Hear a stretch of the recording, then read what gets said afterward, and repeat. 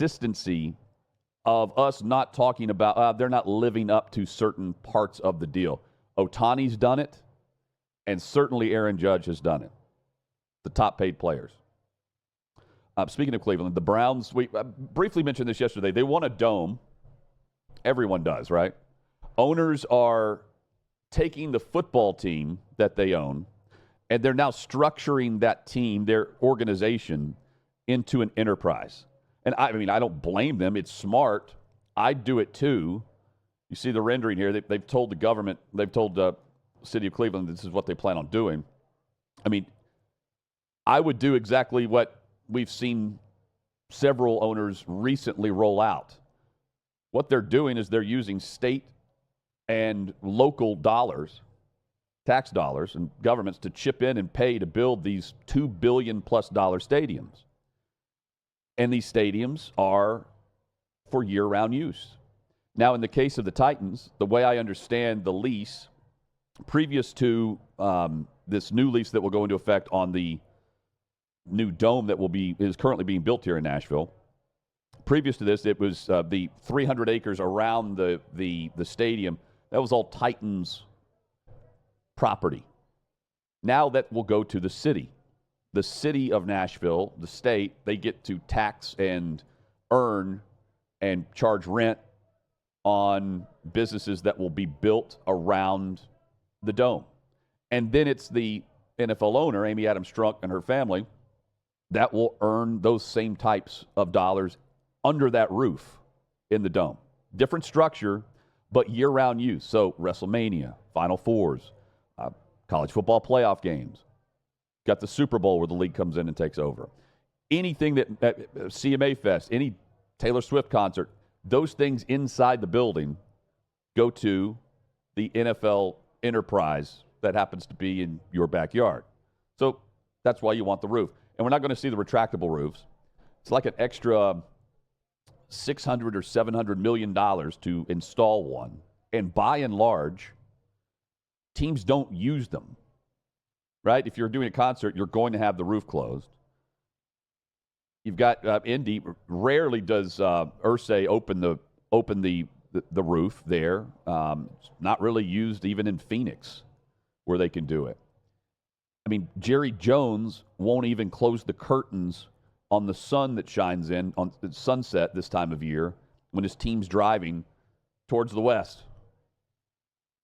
So, no retractable roof.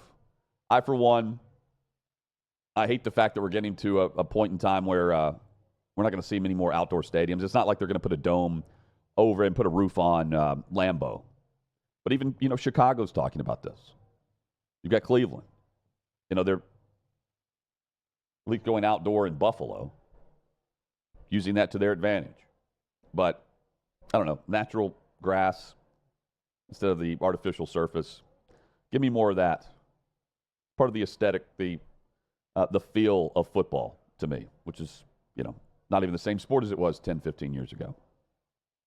Thursday night football last night. Are the Broncos a playoff team? Sean Payton returns to New Orleans. And, of course, it's this week in New Orleans where Sean Payton and his offense with the Broncos have its best game of the season so far. Now, it's a dumpster fire right now in New Orleans with the Saints, with all their injuries, with how the games have gone down. They're playing Spencer Rattler. But after the Broncos punted on their first drive, they then went on and scored, I believe, 6 straight possessions. And what got this offense going is the ability to actually run the football. That's been missing in Denver. But Sean Payton got it going against a defense that is allowing whatever you want right now in terms of rushing yards. Sean Payton now, by the way, he has defeated all 32 NFL teams. He's the 8th coach in NFL history to do that. On the opposite sideline, Dennis Allen, he was already on the hot seat, but welcome to a new tier. Dennis Allen, dead man walking. We've got Derek Carr, who's hurt. Rattler is your quarterback, and as expected, the rookie is struggling. The offensive line isn't holding up. Rattler sacked 6 times last night, I believe 5 on this past Sunday. the defense, that side of the ball was supposed to be able to hold things together. And now, back-to-back weeks, it's been an unmitigated disaster. Tampa rushed for 275 yards on the Saints this past Sunday. And last night, Denver ran them over for 225 yards. And Dennis Allen's now on that Doug Peterson tier hot seat shelf. Because the Saints started, 2-0. Think about what they did. They started 2-0. Both of those games, to begin the season, they won by 20 points or more. And now they're on a 5-game losing streak. They've lost 2 straight at home by 21 points or more. So there's no saving this season with all the injuries. Olave didn't play last night. They suffered more injuries. There's no saving the season. And Dennis Allen is not going to be able to save his job. Adam Brown's in studio with us. Adam had a fantasy football malfunction yesterday. And you would expect, given the success rate of what we saw with the Broncos, that you were going to be okay. Like you had points per reception. How many receivers caught a pass? So in my confusion, I just started looking for stats because I started Cortland Sutton and he had 0 points and 0 targets. The stat that I found was that Bo Nix hit 7 different receivers in the first half with a pass, and not one of those 7 guys was the 1A receiver on their depth chart that I started in a money fantasy league. Yeah, that sucks. It's not your week. No, it's not. Running backs 1, 2, and 3 on the Broncos all scored over 19 points. So a lot of checkdowns. That's Baltimore Ravens-esque production right there. I mean, you could have started I can't think of the last time that I've started a third-string running back out of pure desperation and gotten more than maybe 4 points. And you could have started their 4th string and gotten 4 points and been happy with the 3rd string's output. I've never seen anything like it. I saw the final score was 33 points for the Broncos, and I was like, oh, man, I'm set. No, 0 targets. Okay, so who's on your bench? Oh, that's a great question. Because they're about to go off for 20-plus. That's so true. Right? Like, that's going to happen to you. Yeah, I will update this situation on Monday because that is a fact. Your money leagues. Mm-hmm. So I've got Keon Coleman on the bench because the Bills just traded for Amari Cooper, so I'm assuming his targets are going to go down. Bet you anything he catches a touchdown. Probably. I got Juju on the bench just because I'm not sure if he's going to continue that production. I wanted to see it happen before I start starting him regularly. So I thought Sutton was a safe bet. I went safe. It's my flex spot. So I went for a safe bet.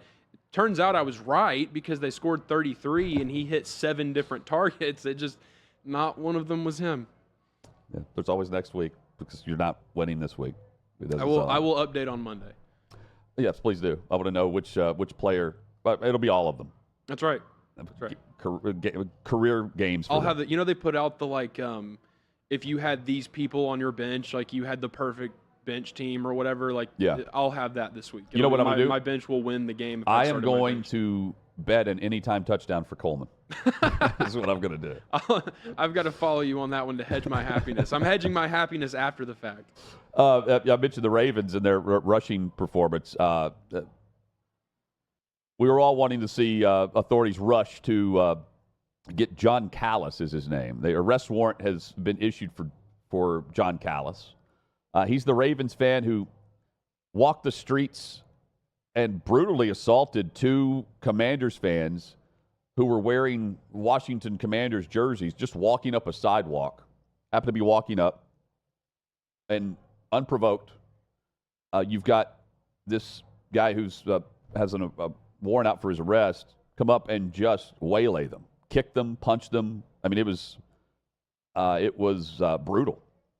And the dude intentionally had someone filming him because he's playing it up as he's walking up to punch these 2 fans. Callis is wanted on charges of first-degree aggravated assault, 3 counts of second-degree assault, and in Maryland, first-degree assault is a felony punishable of up to 25 years in prison. Second-degree assault, a misdemeanor, this is generally a misdemeanor, that carries a maximum sentence of 10 years in prison. After he punches these two dudes out, he's flexing on camera, shouting, "I don't lose, I don't effing lose." You don't deserve to do anything but hang out in general population at the Baltimore jail, where I'm sure you're going to do some losing. At least that's, I think, the hope of many that saw this, which was just uncalled for. It gives when I say Baltimore Ravens fan, it gives Ravens fans a bad name. I shouldn't even have them lumped into this. It's like Angel Reese or whoever saying that it's all Caitlin Clark fans who are shouting this mess at them. How do they know? Maybe it's an old school fan who hates the new school fans for supporting their league. What do you think? So I was looking for updates on this story, and they haven't found him, right? Not yet, but the internet went to work, and they found his Facebook and his LinkedIn, and his employer was a insurance firm, and they have fired him. They said he's no longer employed. This guy's LinkedIn profile, the screenshot that was going around, he had in his LinkedIn bio that he is the chairman and CEO at the Krusty Krab. Oh, that was on his Facebook page. So that just... That's his professional. Is that a description of himself? Okay. Is that a reference to, guys? Is that a reference to some show or something? It's the restaurant in SpongeBob. Oh, it is. Okay. There you go. Yeah. Big professional scene for this guy. Or he's got a problem he needs to take care of.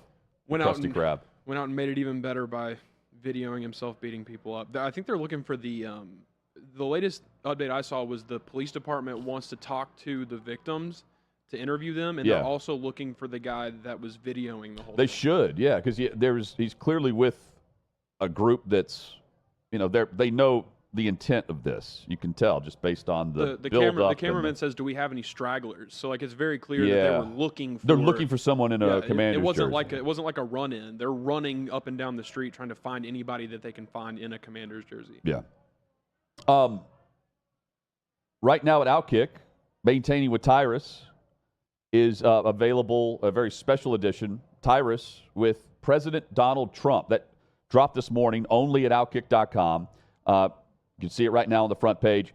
And here's a short example of some of the conversation they get into, which is worth watching. Tyrus and President Trump discussing how so many in our country are mocking values and beliefs if it doesn't fall in line with their values or beliefs. We need to see that fathers are capable of great things, because we've dealt with it, especially in the last 3.5 years, a complete dismemberment of what it is to be a man. We're under attack for everything. We are. Well, actually, manhood is under attack. I see things that are so beautiful, and the next day I see they're knocking the hell out of somebody for doing something that a day before I said, what a wonderful thing. No, we have to get back a little bit more. The other thing under attack is religion. Religion was like the glue that kept this country together, and so many people are mocking it now. They mock it, and it just kept our country together, but it's absolutely under attack.